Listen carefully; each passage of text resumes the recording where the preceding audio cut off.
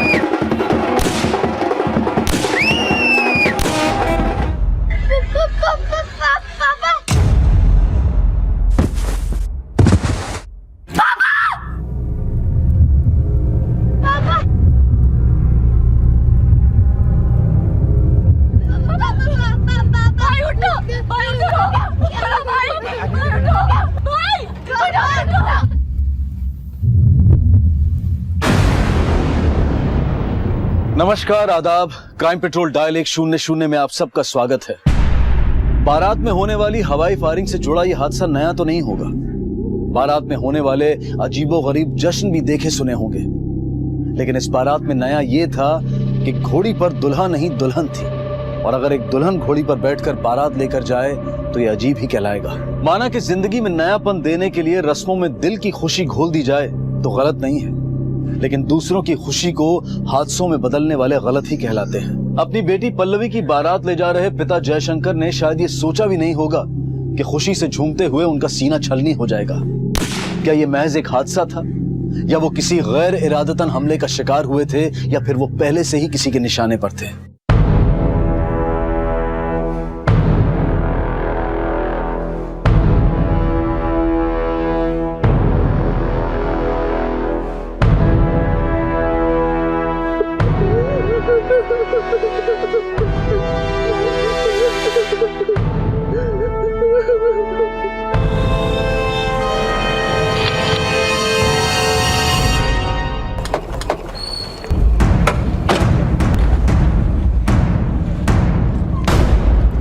Sir, marriage venue यहाँ से आधा किलोमीटर दूर है। बारात में फायरिंग भी हो रही थी। दुल्हन के पिता को गोली लगी।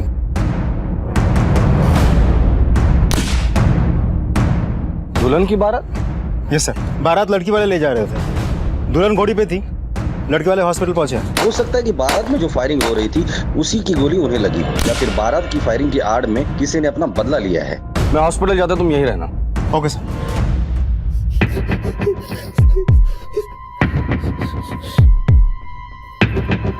अविनाश, अविनाश, देखो ना पापा को क्या हो गया। उनको किसी ने गोली मार दी।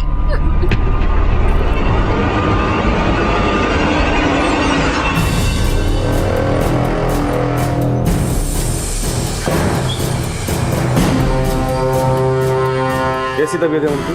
देखिए, गोली हार्ट के पास लगी है और एक्सेसिव ब्लीडिंग की वजह से हालत क्रिटिकल है, बचना मुश्किल है।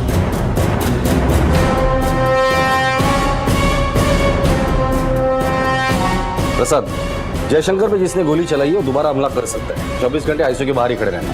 जी। बारात में फायरिंग कौन कर रहा था? बंटी और गुड्डू भाई साहब के खास मुलाजिम है। वो 10 साल से उनके साथ है। इन दोनों का आपके भाई साहब के साथ कभी झगड़ा, लड़ाई या कभी मन मुटाव हुआ? नहीं सर। इस वक्त कहाँ है वो? वेटिंग एरिया में है सर। गोली चलाने का बहुत शौक है ना तुम दोनों को? बोलो। सब गन का लाइसेंस है हमारे पास, खाली हवा में फायर किए थे। हमारी गोली नहीं लगी साहब। हमारी गोली भी नहीं लगी साहब। हम तो पल्लवी दीदी की शादी की खुशी में फायरिंग कर रहे थे। तुम दोनों की गोलियां नहीं लगी तो कोई तीसरा भी गोली चला रहा था क्या? सब फायर तो हम ही लोग किए, लेकिन सेठ जी को गोली हमने नहीं मारी साहब। तुमने नहीं मारी तो फिर किसने मारी? हम तो उन्हें सपने में भी मारने की नहीं सोच सकते साहब। पब्लिक प्लेस में फायरिंग करना कानूनन जुर्म है।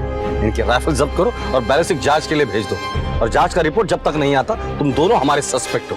गाड़ी में बिठाए ना।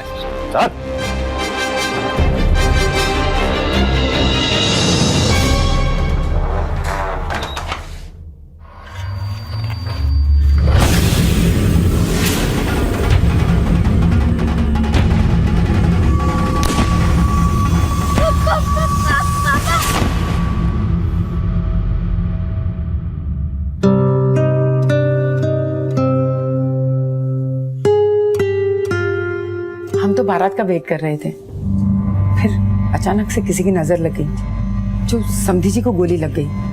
वैसे कायदे से तो बारात आप लोगों को लेकर जानी चाहिए, ये रस्म उल्टी करने की कोई खास वजह? सर, पल्लवी पहले से अतरंगी स्वभाव की है, वो हर काम अलग तरीके से करना पसंद करती है। इसीलिए जब अविनाश ने शादी के लिए हाँ कह दी तो पल्लवी ने जिद की, बारात मैं ही लेकर आऊंगी। पल्लवी और उसके फैमिली को आप कब से जानती हैं? मेरे पति और जयशंकर जी बचपन के दोस्त थे। मेरे पति के देहांत के बाद से ही अविनाश जयशंकर जी की फैक्ट्री में मैनेजर की पोस्ट पे काम करता था। पल्लवी को अविनाश पहले से ही पसंद था।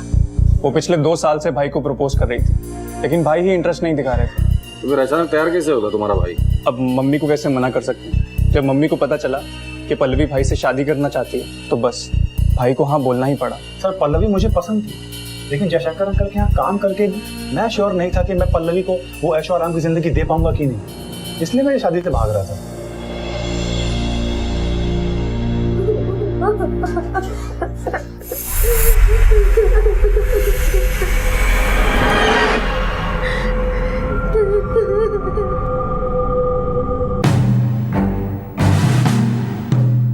सर, ये रहा बंटी और ये गुड्डू, दोनों के हाथ में गन्स है, लेकिन तीसरा तो दिख नहीं रहा है। पूरी फुटेज में उन दोनों ने फायरिंग हवा में ही की है, लेकिन जिस दिशा से गोली चली है ये तय है कि किसी ने दूर से बंदूक चलाई है। लेकिन फिर भी बैलिस्टिक रिपोर्ट आने का इंतजार है। अब तक ये माना जा रहा था कि पल्लवी के पिता जयशंकर पर हुआ हमला हवाई फायरिंग की हुड़दंग करने वालों की चूक से हुआ था, लेकिन कई बार अपनों के जश्न में गैर भी शरीक होते हैं। बेगानी शादी में अब्दुल्ला दीवाना, ये काफी मशहूर कहावत है, लेकिन इस शादी में ऐसा कौन अब्दुल्ला था जिसने पल्लवी के पिता पर गोली दाग दी?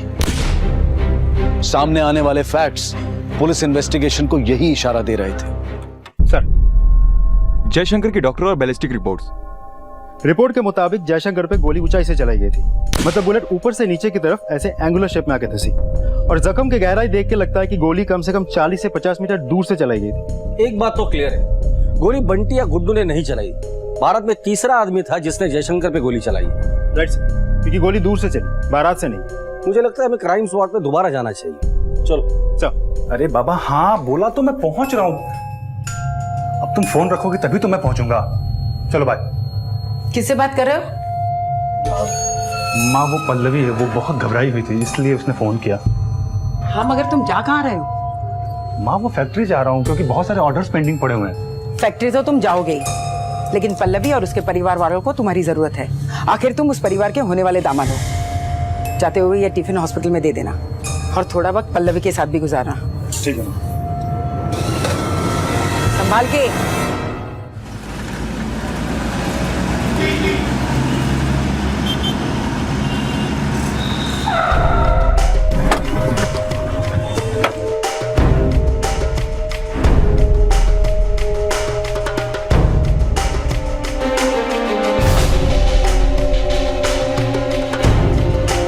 विनय, वहां खड़े रहना। वीडियो रिकॉर्डिंग के हिसाब से जयशंकर नाचते नाचते यहां था, इस पोजीशन में। गोली उसे 40 या 50 मीटर दूरी से मारी थी, और बैलिस्टिक रिपोर्ट के हिसाब से गोली एंगुलर शेप में, मतलब इस डायरेक्शन में आई थी और यहां लगी थी। तो हो सकता है कि गोली उसे शायद वहां से मारी हो।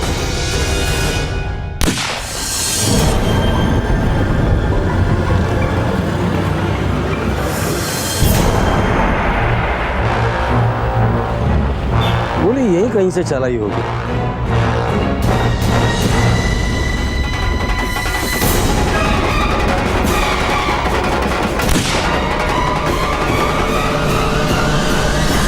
सर, इतने डिस्टेंस से शूट तो कोई प्रोफेशनल शूटर ही कर सकता है। कहीं ऐसा तो नहीं कि जयशंकर को मारने के लिए किसी ने सुपारी दी थी?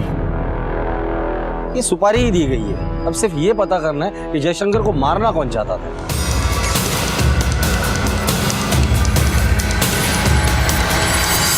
खबरियों को काम पे लगा दो, पता करो कि जयशंकर को मारने की सुपारी किसने ली थी, और हाँ, तब तक मैं जयशंकर के घर वालों से मिलता, पता तो चले जयशंकर को मारने का मोटिव किसके पास था।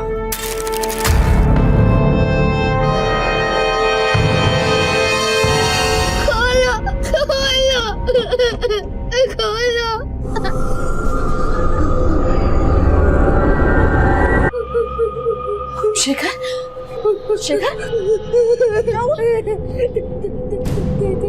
पापा मर जाएंगे। नहीं शिखर, पापा को कुछ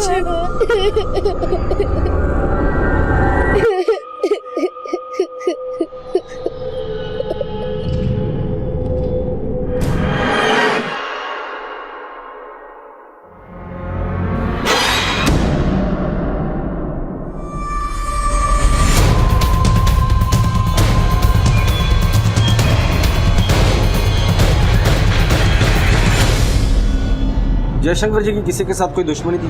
कोई दोस्त, रिश्तेदार या कोई बिजनेस में कोई दुश्मन? दोस्ती रिश्तेदारी में तो ऐसा कुछ नहीं दिखता।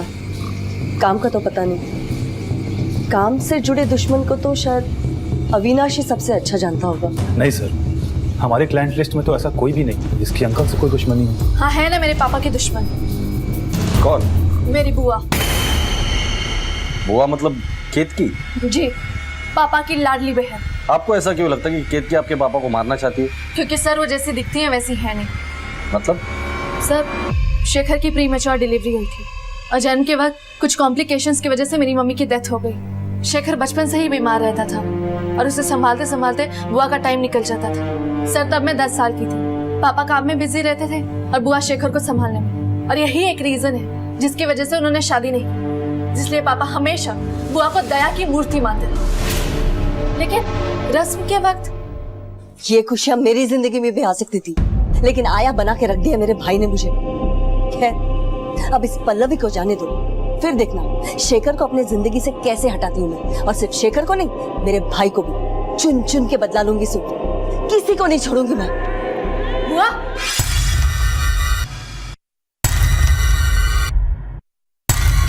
किससे बात कर रही थी आप? किसी से तो नहीं। अगर तुम्हें शक था तो तुमने ये बात पापा को क्यों नहीं बताई? बताई थी, लेकिन मैंने कहा ना कि पापा बुआ के खिलाफ कुछ नहीं सुनना चाहते थे। पल्लवी, ऐसा क्या कर दिया केतकी ने कि तुम जब बोलती हो उसके खिलाफ ही बोलती हो? तुम्हें पता नहीं उसने अपनी सारी जिंदगी दे दी हमारे परिवार के लिए। मैं एक लफ्ज भी सुनना नहीं चाहता उसके खिलाफ। लेकिन पापा आप समझिए, मैंने खुद सुना है उन्हें ये कहते हुए कि वो आपको और शेखर को अपनी जिंदगी से निकाल देंगी। मैं जानता हूँ तू ये सब क्यों कह रही है। ये घर मैंने जब से उसके नाम पर ट्रांसफर किया है ना, तू सही नहीं पा रही। हाँ पापा, बुरा लगा ये देख के कि ये घर जो आपने मम्मी के नाम गिफ्ट किया था वो बुआ के नाम कर दिया। लेकिन पापा इस बात का उससे कोई मतलब नहीं है। यही समझाना चाह रहा हूँ तुझे, इस बात का उससे कोई लेना देना नहीं है। मैंने ये घर उसके नाम पर इसलिए ट्रांसफर किया है कि मेरे बाद उसकी सिक्योरिटी के लिए कुछ होना चाहिए कि नहीं। बेटा, शेखर का ध्यान उसे जिंदगी भर रखना है। लेकिन पापा, बस, और कुछ नहीं सुनना है मुझे। सब पापा को लगता था कि बुआ शेखर का ख्याल रख रही है, लेकिन एक मिनट सर, शेखर यहाँ आओ।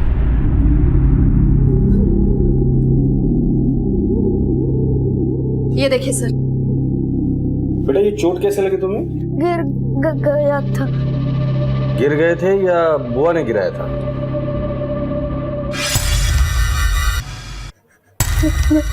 नहीं। सच बोल शेखर। सच बोल रहा हूँ।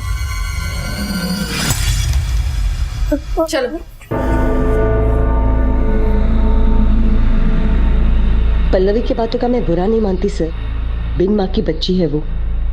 भाभी के डेथ के बाद शेखर की वजह से मैं कभी उसे टाइम ही नहीं दे पाई। क्या हुआ बेटा? क्यों रो रहा है तू? हाँ? क्या हुआ आज तुझे? दूध पीना बेटा। बुआ, ये समझाइए ना मुझे। बेटा तुझे देखो, बच्ची को देखिए, घर पे संभालूं मैं। पल्लवी, क्या ये तुम फिर से फेल हो गई? क्या हो रहा है? भैया, इससे बाहर आओ तो मैं कुछ करूँ ना इसके लिए। तो ठीक है, पर उसकी पढ़ाई पे तो ध्यान देना ही पड़ेगा ना। केतकी, मैं सोचता हूँ कि इसे हॉस्टल भेज देना चाहिए। नहीं पापा, मुझे हॉस्टल मत भेजिए। बुआ समझाइए नहीं। देखो, अगर तुम हॉस्टल में जाओगी तो तुम्हारे बराबरी के और भी बच्चे होंगे, तुम्हें अच्छा लगेगा, तुम ठीक से पढ़ पाओगी। सच कह रहे थे पापा, तेरे लिए हॉस्टल ही सही है। बस पल्लवी को यही लगा कि अगर मैं उसे संभाल लेती तो उसे कभी अपने पापा और भाई से दूर नहीं जाना पड़ता। इसीलिए शायद पल्लवी को ये लगता है कि भैया पर जो हमला हुआ वो मैंने करवाया है। मैडम, केतकी जी तो बड़ी ही जिम्मेदार और प्यार करने वाली औरत है। और वैसे भी आजकल के ज़माने में कौन अपनी इच्छाओं को मारकर अपने भाई के बच्चों के लिए अपनी पूरी जिंदगी बिताता है। सर, मैं शेखर को स्पेशल ट्यूशन देने जयशंकर अंकल के घर जाता हूँ। तो मैंने कई बार नोटिस किया कि पल्लवी केतकी जी को भाव नहीं देती। सर पल्लवी थोड़ी जिद्दी तो है और वो अटेंशन भी बहुत डिमांड करती है। इतने साल हॉस्टल में देने के बाद हो सकता है कि उसे अपने पापा और भाई की पूरी अटेंशन चाहिए हो, इसलिए वो केतकी बुआ से चिढ़ती है, क्योंकि जयशंकर अंकल सबसे ज्यादा बुआ को ही मानते हैं। सबकी बातों से तो ऐसे ही लगता है कि पल्लवी जानबूझकर अपनी बुआ पर आरोप लगा रही है। जयशंकर पे जो हमला हुआ था उसका फायदा उठाकर अपनी बुआ को लोगों की नजरों में गिराना चाहती है। लेकिन ये भी तो हो सकता है कि पल्लवी सच बोल रही है। आखिर इतने बड़े हादसे का इल्जाम अपनी बुआ पे क्यों लगाएगी?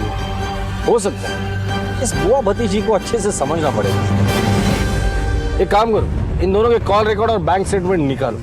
खबरियों से सुपारी किलर्स के बारे में कुछ पता चला? खबरियों ने 5 आदमियों पे शक जता है। सबके सब आगरा के नामी शूटर्स हैं। सब इस वक्त अंडरग्राउंड है। इनके फोटोग्राफ्स से जो भी मिलता है वो लेकर आना। हो सकता है इनमें से किसी को शादी के वक्त किसी ने देख लिया हो। Okay sir.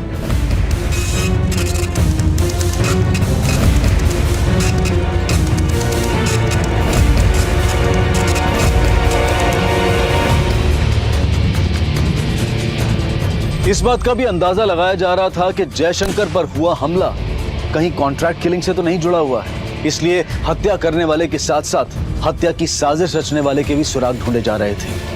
आप में से किसी ने इन्हें देखा है? ये सारे शार्प शूटर और हमें शक है कि जयशंकर पे गोली इन्हीं में से किसी ने चलाई। नहीं सर, इनमें से किसी को नहीं देखा। ध्यान से देखो, याद करने की कोशिश करो। शायद सुपारी देते वक्त देखा होगा। कब तक अपना सच छुपाओगे तुम? नहीं सर, हम में से किसी ने नहीं देखा इसे। पल्लवी का बयान बार बार केतकी की तरफ उंगली उठा रहा था, लेकिन केतकी के पास अपने भाई को मारने का कोई मोटिव था या फिर पल्लवी की अपनी कोई गलतफहमी थी। लेकिन इस थ्योरी में सवाल ये भी खड़े हो रहे थे कि क्या पल्लवी के पास अपने पिता को मरवाने का कोई मोटिव था?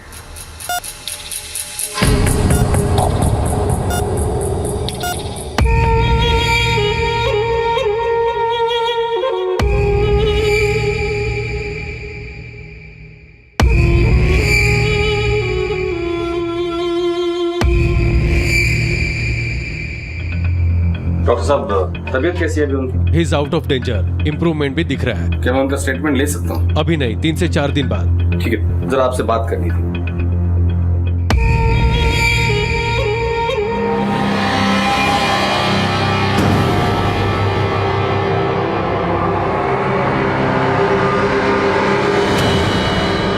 बैंक डकैती केस में जिनको पकड़ा है उनके स्टेटमेंट लेके उनको कोर्ट में हाजिर करो। सर, पल्लवी और केतकी दोनों के कॉल रिकॉर्ड में एक भी नंबर ऐसा नहीं है जो कि सस्पिशियस है, लेकिन दोनों के बैंक स्टेटमेंट में काफी कैश विथड्रॉल के ट्रांजैक्शंस है। मैंने पूछा तो दोनों ने बताया कि शादी के लिए पैसे निकाल रहे थे।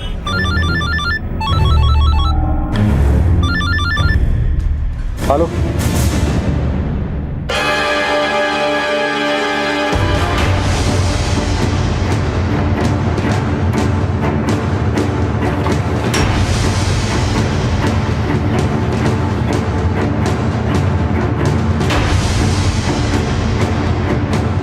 ये कैसे हो गया? सर, हमें ब्लड टेस्ट से पता चला है कि बॉडी में जहर था और हमारे हॉस्पिटल स्टाफ को इस बात की कोई जानकारी नहीं है कि जहर आया कहां से।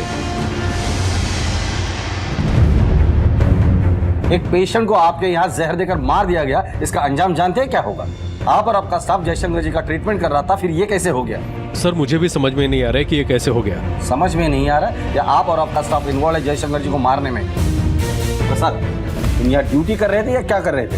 जयशंकर जी को मिलने कौन कौन आया था? साहब, उनको मिलने तो कोई नहीं आया था। हाँ, नर्स रोहिणी इनको दवाई देने के लिए आई। हो गया ना बदला पूरा? मार दिया ना पापा को? क्या बोल रही है तू? वक्त की नजाकत का तो समझ। मैं क्यों मारूंगी उसे? वो मेरा भाई था। तुम उन्हें दुश्मन मानती थी। पल्लवी, बहुत बुरा किया तुमने। पुलिस के पास लेके जाऊंगी। पल्लवी, छोड़ूंगी नहीं मैं तुमने मार दिया पापा को। मार दिया। नहीं पल्लवी, कंट्रोल। पुलिस अभी तक ये पता लगा ही रही थी कि जयशंकर पर हमला किसने किया और किसके इशारे पर किया, कि तभी जयशंकर को बचाने की सारी संभावना ही खत्म कर दी गई। लेकिन इस बार हत्या जहर देकर की गई थी। पहले ये माना जा रहा था कि जयशंकर की जान लेने के लिए किसी कॉन्ट्रैक्ट किलर का इस्तेमाल किया गया है, लेकिन उन्हें जहर देने वाला कौन था? ये रहे जयशंकर जी के वसीयत के कागजात। इसके मुताबिक ये घर आज से आपका हुआ।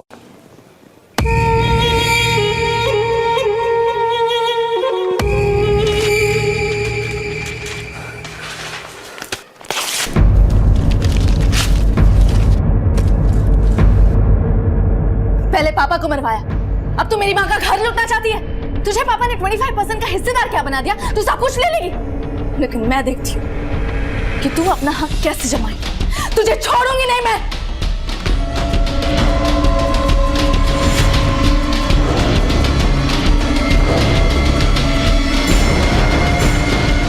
जयशंकर के रूम में सिर्फ तुम गई, तो जाहिर सी बात है कि जयशंकर के ग्लूकोज में जहर तुमने ही मिलाया होगा। अब सिर्फ इतना बता दो कि जयशंकर को मारने के लिए किसने पैसे दिए थे? नहीं सर, मैंने ऐसा कुछ भी नहीं किया सर। मैंने उनका रूटीन ग्लूकोज उनको लगाया था। मेरा यकीन कीजिए सर, मैं ये सब क्यों करूंगी? तुम ऐसे मुंह नहीं खोलोगी। ले चलो इसे पुलिस स्टेशन। नहीं सर, नहीं सर, नहीं सर, मैं बताती हूँ, इसमें हमारी सर कोई गलती नहीं है। सर हम लोग सारी दवाइयाँ स्टॉक में निकाल कर स्टोर रूम से नर्स स्टेशन लेके जाते हैं और वहाँ सारी दवाइयाँ हर मरीज के ट्रे में तैयार करते हैं। और सर जब भी ज़रूरत पड़ती है ना सर, तो हम वहाँ से लेके चले जाते हैं। और सर आज भी दोपहर में 1-1:30 बजे के करीब मैं जयशंकर जी के लिए ट्रे तैयार करके ICU में लेके गई थी सर। मुझे इससे ज़्यादा कुछ नहीं पता सर। स्टोर रूम और नर्स स्टेशन के बाहर CCTV है? हाँ सर, CCTV है सर। 12:30 बजे से लेकर 2 बजे तक की सारी CCTV फुटेज निकालो दोनों रूम की। Okay sir.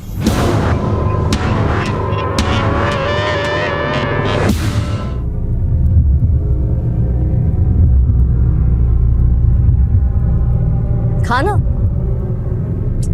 अरे खा।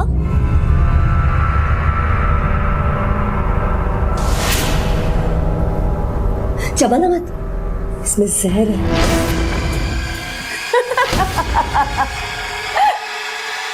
अगर तूने अपना मुंह बंद नहीं रखा ना, तो अगली बार तेरे खाने में बिना बताए जहर मिला दूंगी और तेरे साथ साथ तेरे दीदी और तेरे बाप के खाने में भी जहर मिला दूंगी।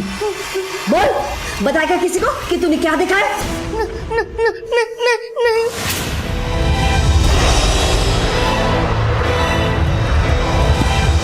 कहाँ भाग रहा है तू? कहाँ भाग रहा है? बैठ इधर, बैठ। तेरा बाप तो अब नहीं रहा, लेकिन अगर तूने अपना मुंह खोला ना, तो जहर तो मैं किसी को भी दे सकती हूँ। तेरी उस नकचड़ी बहन को भी दे सकती हूँ मैं। तेरी बहन तो सच बोलती है रे। जो मैं दिखती हूँ वो तो मैं नहीं हूँ, लेकिन ऐसा मजबूर किया था मुझे बनने के लिए तेरे बाप ने। लेकिन अब तो वो नहीं रहा, फिर भी मैं बदला लूंगी, समझा?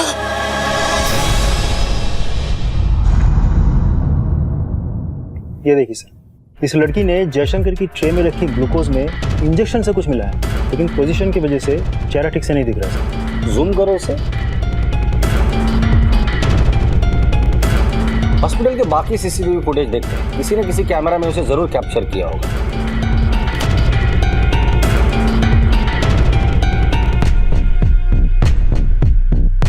ये देखिए सर, वही लड़की, वही कपड़े। पॉज करो, जूम करो। इस लड़की को मैंने कहीं तो देखा है।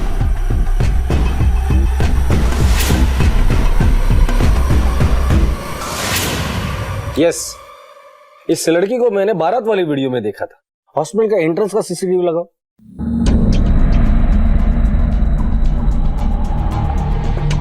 ये बात किससे कर रही है? जूम करो। सर ये तो अविनाश है। अगर इस लड़की ने जयशंकर की दवाइयों में जहर मिलाया है और ये अविनाश से बात कर रही है, इसका मतलब अविनाश और ये लड़की मिले हुए हैं। पुलिस के सामने तहकीकात के 3 पहलू थे।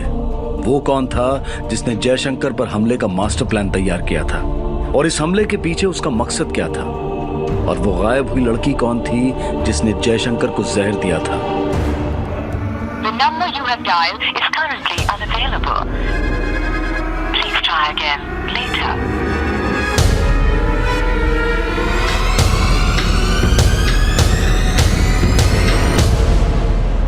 नहीं सर, मैं इसे नहीं जानता ये कौन है। अगर नहीं जानते तो इसके साथ हॉस्पिटल में बात क्या कर रहे थे? सर ये तो मुझसे किसी वार्ड नंबर के बारे में पूछ रही थी। इस लड़की को बारात के वीडियो में भी देखा गया है। इसी लड़की ने जयशंकर को हॉस्पिटल में जहर भी दिया है और यही लड़की तुम्हारे साथ हॉस्पिटल में बातें कर रही थी। क्या ये इत्तेफाक है? सर मुझे क्या पता कि ये लड़की बारात में क्या कर रही थी। सर मैं थोड़ी ना बारात लेके गया था, हो सकता है ये पल्लवी की तरफ से हो। सच बोल रहे थे? सर मैं सच ही कह रहा हूँ। इसे जानते हैं आप लोग? कभी देखा है? नहीं सर, इस लड़की को हमने कभी नहीं देखा है। नहीं सर।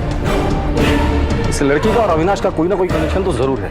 मुझे शक है कि इसी लड़की ने बारात में जयशंकर पे गोली चलाई हो या किसी सुपारी किलर से गोली चलवाई है। क्या चाल चली है? विनय, इस अविनाश पे 24 घंटे नजर रखना। ये कहा जाता है किससे मिलता है, सारी डिटेल्स मुझे चाहिए। Okay sir.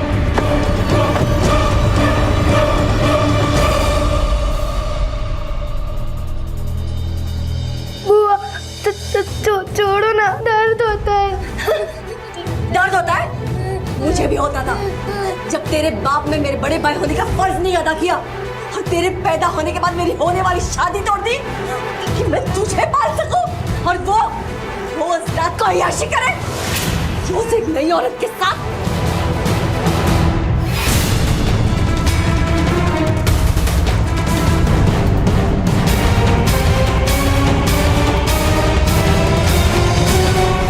ये तेल दिख रहा है तुझे? तेरी बहन के स्वागत के लिए है। तू देख, इसी सीढ़ी से मैं उसे गिराऊंगी। दिख रहा है तुझे? सर, अविनाश के कॉल रिकॉर्ड से लेकर बैंक स्टेटमेंट तक सब कुछ खंगाल लिया, लेकिन देख के लगता नहीं कि उसने जयशंकर पे गोली चलाने के लिए कोई कॉन्ट्रैक्ट दिया होगा। Sir hello. हेलो सर, मेरी बुआ को किसी ने मार दिया है और मेरा भाई भी गायब है। आप प्लीज जल्दी आ जाइए। क्या?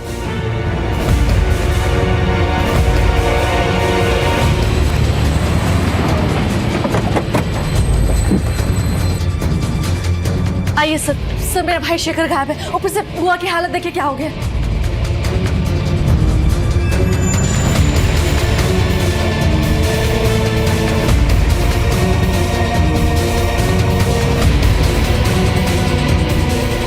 सर, मैं 2 घंटे के लिए फैक्ट्री गई थी। जब घर लौटी तो बुआ की ऐसी हालत थी। और सर मेरा भाई शेखर भी गायब है। आप प्लीज उसे ढूंढिए सर। पूरा घर छान मारो। ओके।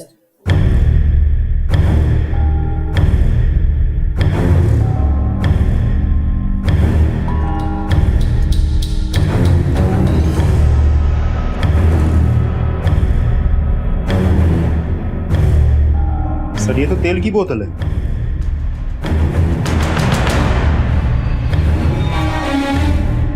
पूरे सीढ़ियों पर तेल गिरा पड़ा है, लगता है इसी से फिसल के गिरी होगी। सर, बॉडी को पोस्टमार्टम के लिए भेज दो।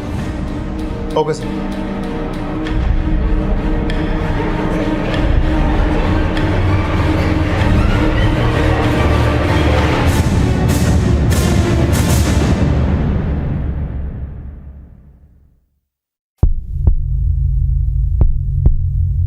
शेखर, क्या हुआ था?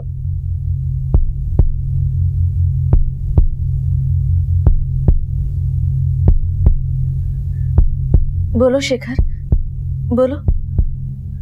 मामा, मैंने बुआ को मारा क्योंकि वो दीदी को मारने वाली थी। तू देख, इसी सीढ़ी से मैं उसे गिराऊंगी।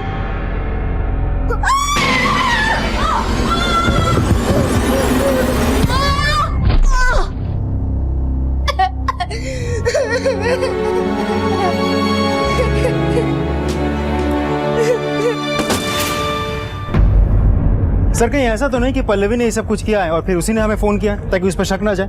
वैसे भी तो केतकी को लेकर वो परेशान रहती थी। ऐसा भी हो सकता है। इस पल्लवी के कॉल रिकॉर्ड निकालो और लोकेशन पता करो और फैक्ट्री में जाके पता करो ये वाकई फैक्ट्री में गई थी या नहीं गई। ये भी हो सकता है कि जयशंकर और केतकी की मौत के पीछे पल्लवी का ही हाथ हो। Okay sir.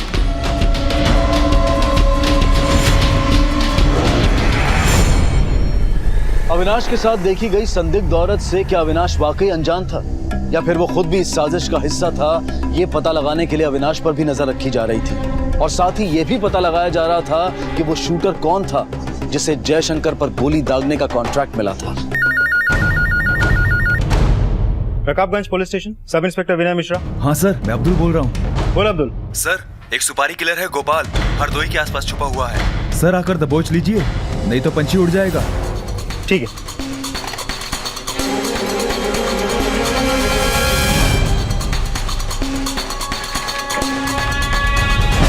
सर, इसका नाम गोपाल है, फरीदाबाद का है, हिस्ट्री शीटर है। जिस रात जयशंकर पे गोली चली थी आखिरी बार इसे आगरा में देखा गया था और उसी रात से ये अंडरग्राउंड है। सर, खबरों का ये भी कहना है कि फिलहाल ये हरदोई के आसपास का छुपा हुआ है और भागने के फिराक में है। शहर से बाहर जाने वाले हर चेक पोस्ट में इसकी फोटो सर्कुलेट कर दो। मुझे किसी भी हाल में हिस्ट्री शीटर गोपाल चाहिए। Sir, excuse me. Hello. Hello sir, जो सीसीटीवी फुटेज वाली लड़की है वो अविनाश के साथ है अभी। ओके सर कांस्टेबल प्रसाद का कॉल। बोल रहे अविनाश और सीसीटीवी फुटेज वाली लड़की दोनों को एक साथ राजा मंडी में देखा गया। उठाकर लेकर इन दोनों को। Yes sir.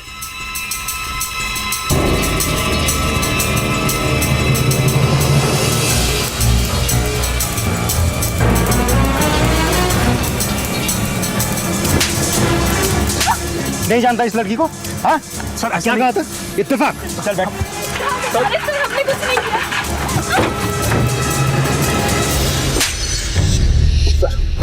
सीधे से मुंह खोलेगा या खातिरदारी कराऊं तेरी? सर मैं सच कह रहा हूँ, मैंने कोई खून नहीं किया है सर। बता, तेरा और सालेहा का क्या रिश्ता है? सर सालेहा मेरी वाइफ है। एक बात बता रे, तू क्या सर्वधर्म समभाव का ब्रांड एम्बेसडर है क्या? पल्लवी तेरे लिए बारात ला रही थी, सालेहा से तूने कोर्ट में शादी की। कोई और भी है क्या जिसके साथ तूने चर्च में शादी की? नहीं सर, मैंने सिर्फ सालेहा से ही शादी की थी, क्योंकि मैं और सालेहा कॉलेज के टाइम से एक दूसरे को बहुत पसंद करते थे। लेकिन मेरी माँ हमारे इस रिश्ते को कभी एक्सेप्ट नहीं करती, क्योंकि सालेहा सर एक मुस्लिम लड़की है। इसलिए मैं और सालेहा ने जाकर के कोर्ट मैरिज कर लिया सर। इस उम्मीद पर कि सही वक्त देखकर अविनाश हमारे बारे में अपनी मम्मी को सब कुछ बता देगा। सर पल्लवी तो मुझसे शादी करने के लिए पिछले 2 साल से मेरे पीछे पड़ी हुई है, लेकिन मैं उसको भाव नहीं दे रहा था। एक दिन वो जिद में आकर के मेरी माँ से बात कर ली। मेरी माँ को तो पल्लवी पहले से ही पसंद थी, लेकिन उससे ज्यादा उन्हें उनके जायदाद का लालच था। देख अविनाश, आज ये रिश्ता खुद चल कर आया है, कैसे मना कर दूं? जयशंकर भाई साहब की सही वारिश तो पल्लवी ही होगी। शेखर तो वैसे भी डिपेंडेंट ही रहेगा। एक बार तूने हाँ बोल दी ना, तो वो लोग तुझे फैक्ट्री सुपरवाइजर से जनरल मैनेजर की पोस्ट दे देंगे। लेकिन माँ, बस इस बारे में अब हम कोई बात नहीं करेंगे। सर मैं माँ को मना नहीं पाया, लेकिन मेरे पास एक प्लान था। सर पल्लवी थोड़ी जिद्दी किस्म की लड़की थी, तो मैंने सोचा कि 2-3 महीने में उसे किसी बहाने से मैं तलाक दे दूंगा और फिर सालेहा को माँ से मिलवा दूंगा, क्योंकि पल्लवी से शादी के गलत फैसले से दुखी मेरी माँ सालेहा को जरूर अपना लेती। अविनाश ने मुझे समझाने की बहुत कोशिश की, लेकिन मेरा मन नहीं माना और फिर उस रात मैं बारात में चली गई बिना अविनाश को बताए। मैंने सोचा कि मैं सबको बता दूंगी कि अविनाश मेरा पति है। इससे पहले कि मैं कुछ कह पाती, जयशंकर जी को गोली लग गई।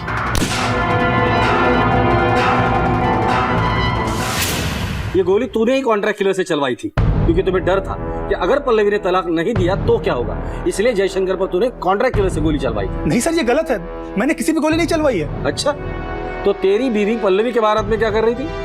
मैं बताऊं, वो कॉन्ट्रैक्ट किलर को जयशंकर को दिखाने के लिए वहां गई थी। नहीं सर, मैंने गोली नहीं चलवाई। लेकिन जयशंकर के दवाई में जहर तुमने मिलाया था, फुटेज है हमारे पास। हाँ, मैंने मारा है जयशंकर को, क्योंकि मैं अपने शौहर की दूसरी शादी होते नहीं देख सकती थी। जयशंकर जी के हॉस्पिटल में एडमिट होने के बाद मैं रोज छुप छुप कर पल्लवी और अविनाश पर नजर रखती थी। मुझे यकीन हो गया था कि अविनाश मुझे धोखा देगा। मैंने सोचा कि अगर जयशंकर जी मर जाए तो अविनाश तो अपने आप ही पल्लवी को छोड़ देगा। तब मैंने जयशंकर को मारने का सोचा, ताकि पल्लवी अपने बाप की मौत के गम में ऐसा डूब जाए कि अपनी शादी को ही भूल जाए। मुझे ये बात उस दिन पता चली जब सालेहा मुझे हॉस्पिटल के गेट के बाहर मिली थी। सर मैं बहुत डर गया था, लेकिन मैं सालेहा को बहुत प्यार करता हूँ सर, इसलिए मैं चुपचाप बैठा हुआ था। ये केस यहीं पर खत्म नहीं होता। अब भी इस राज से पर्दा उठना बाकी है कि बुआ को किसने मारा और जयशंकर पर गोली किसने चलाई। जिस तरह अविनाश को पता नहीं था कि सालेहा ने जयशंकर को जहर दिया है, तो हो सकता है उसी तरह सालेहा को पता नहीं होगा कि अविनाश ने गोली चलवाई और ये अविनाश जानबूझकर हमसे झूठ बोल रहा है। अविनाश और गोपाल का कोई ना कोई कनेक्शन जरूर है। अविनाश के बैंक स्टेटमेंट निकालो और जल्द से जल्द इस गोपाल को ढूंढने की कोशिश करो। Okay sir.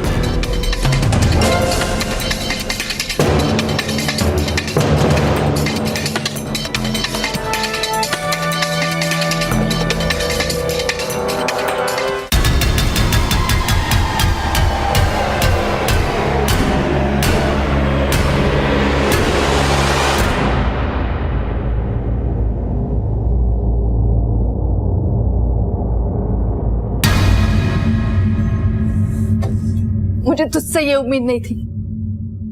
आज तेरी वजह से मेरे पापा नहीं रहे। तूने मुझे इतना बड़ा धोखा दिया। ऑलरेडी शादीशुदा है तो हिम्मत करता, बता देता मुझे। इतना प्यार किया तुझे, क्या कमी थी मुझ में?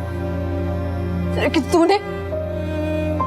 तूने धोखा दिया है मुझे, धोखा।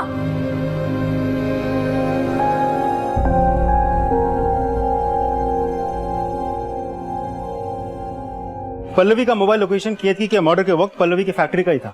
पल्लवी के फैक्ट्री के स्टाफ ने इस बात की पुष्टि की है कि उस वक्त वो अपने फैक्ट्री में ही थी। सर, पोस्टमार्टम रिपोर्ट के हिसाब से केतकी की मौत शाम के 4 से 5 बजे के बीच हुई थी। और हैरानी वाली बात यह है कि सीढ़ियों से गिर के सर पे चोट लगने की वजह से मौत नहीं हुई थी सर, मौत हुई थी सफोकेशन की वजह से। इसका मतलब उसे गला घोट कर मारा गया? यस सर, किसी चीज से दबा के सांस रोक के उसे मारा गया। और ये काम शेखर का नहीं हो सकता। शेखर केतकी को सीढ़ियों से धक्का जरूर दे सकता है, लेकिन गला घोट कर मारे इतनी ताकत उसमें नहीं है। सर, उससे भी ज्यादा चौंका देने वाली बात तो ये है कि केतकी 3 महीने से प्रेग्नेंट थी। क्या? तो मतलब केतकी के जिंदगी में कोई तो था, और ये पल्लवी जो बार बार हमें केतकी के बारे में बोल रही थी वो शायद सच हो सकता है। हाँ, है ना मेरे पापा की दुश्मन। कौन? मेरी बुआ, क्योंकि सर वो जैसी दिखती है वैसी है नहीं। इस गुत्थी को सुलझाने के लिए हमें शेखर की मदद लेनी थी, क्योंकि वही उसके करीब था और उसी के साथ रहता। रिमांड होम में बात करके शेखर के लिए साइकियाट्रिस्ट की अरेंजमेंट करो। सर,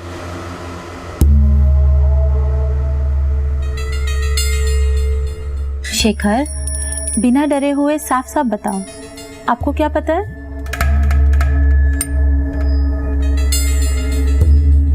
बोलो बेटा, देखो यहाँ पे कितने सारे लोग हैं आपके पास, बताओ। बुआ मुझे डराती थी ताकि मैं उसके सीक्रेट किसी को न बोलूं। बुआ जब सीढ़ियों से गिर गई थी तब आप अलमारी में क्यों छुप गए थे? बुआ और वो मुझे अलमारी में बंद कर देती थी। बुआ और कौन? आज हम ये चैप्टर पढ़ेंगे, ठीक है? देखो 3 + 8 लिखो यहाँ पर, अब लिखो 4 + 5। पर मुझे तो ये चैप्टर नहीं पढ़ना।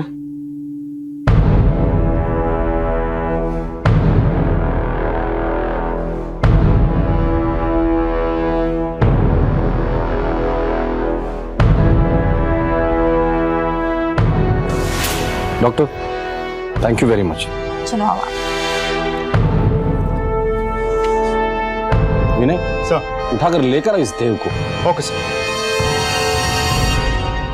Sir sir sir sir sir sir कुछ नहीं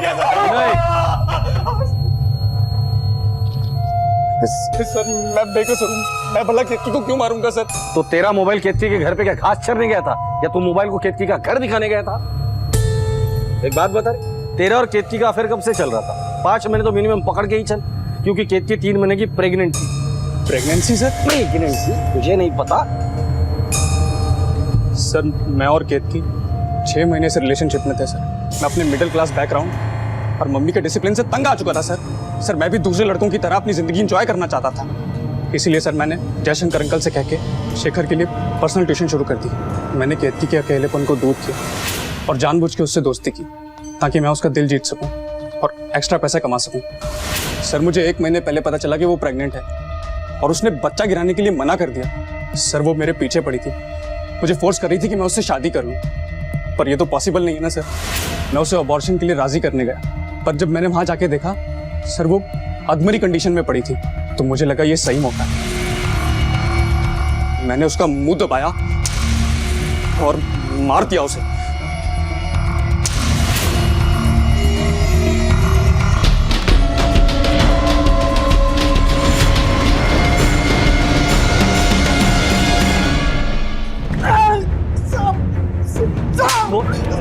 बोल, किसने दी सुपारी? साहब एक औरत ने दी थी सुपारी, लेकिन मैं उसका नाम नहीं जानता साहब। किसने दी थी सुपारी?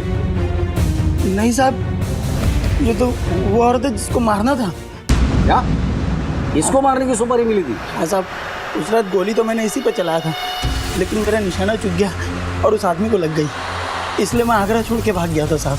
नाम बताओ उस औरत का। वो तो नहीं पता साहब। इन दोनों में से कोई थी? ये थी साहब। अभी तक बहुत कहानियां सुनाई तुमने हमें, अब कहानी नहीं, सिर्फ सच्चाई सुननी है। हल्दी वाले दिन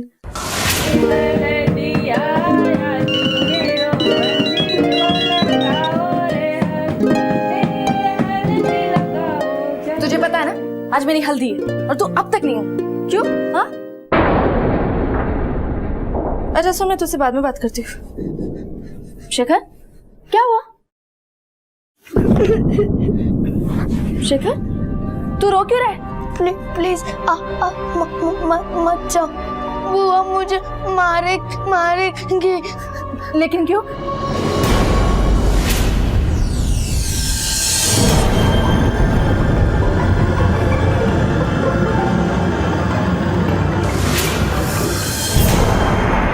सर, मैं बुआ से बात करने जा रही थी कि मैंने उन्हें किसी से बात करते हुए सुना। मुझे बुआ की प्लानिंग पता चल गई थी। मैंने पापा से बात करने की बहुत कोशिश की, लेकिन वो मेरी बात सुनने को तैयार ही नहीं थे।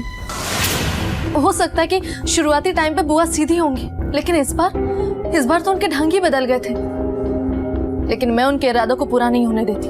इससे पहले कि बुआ मेरे परिवार को कुछ नुकसान पहुंचाती, मैंने सुपारी किलर गोपाल को हायर किया। बुआ को मारने के लिए उसे पैसे दिए, लेकिन बुआ बच गई और पापा।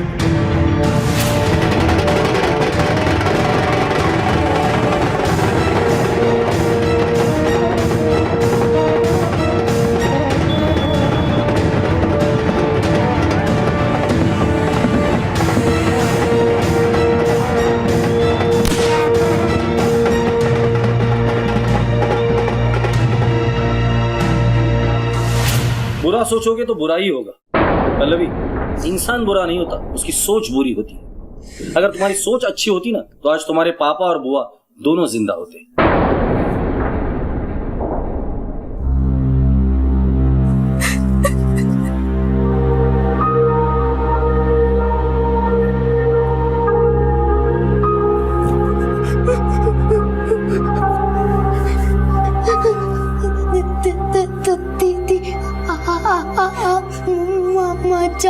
मुझे अच्छा नहीं लगता।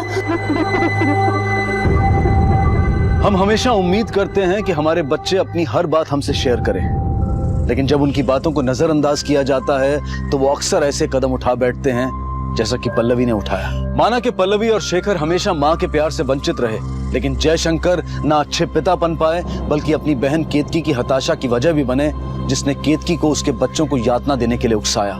और पल्लवी ने ऐसा कदम उठाया जो पूरे परिवार के बिखर जाने की वजह बन गया। ऐसा कई बार देखा गया है कि कई शानदार शादियां कुछ दिन भी नहीं टिक पाती और सीधे साधे विवाह खुशहाली की मिसाल कायम कर जाते हैं। जरूरत है सिर्फ जमीनी स्तर पर रिश्तों को दुरुस्त करने की। इसी विचार के साथ अब मैं अनूप सोनी आपसे विदा लेता हूं।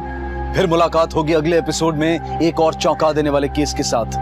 तब तक अपना और अपने परिवार का ख्याल रखें और देखते रहें crime petrol dial 100।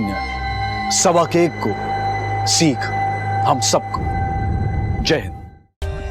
For more updates, subscribe to our channel, click the show links and enjoy watching the videos.